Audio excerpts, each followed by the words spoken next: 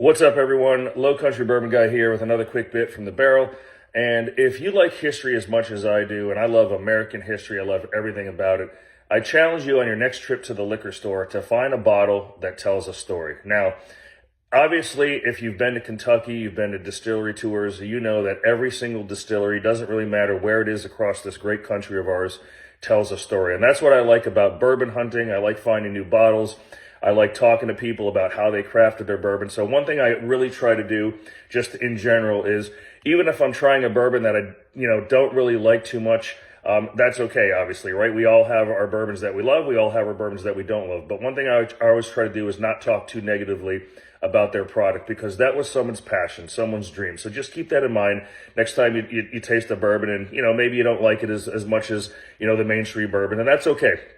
I'm going to just show you here a small collection of some of the historical bottles I have in my collection. And again, some of you out there watching these, I'm sure you have plenty more, but I challenge you to find those bottles with those different stories.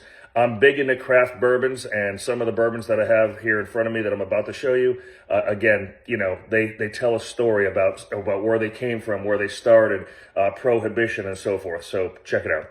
I picked this small sample out because they all tell a story. So from, Buffalo Trace, oldest distillery in America.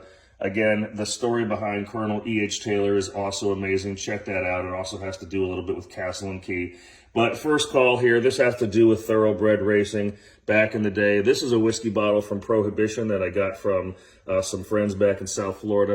1712, based on, when the state of North Carolina was first created as a colony, as a province.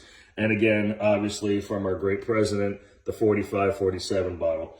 Just, again, a quick sample. Bottles that tell a story, bottles that have a little history.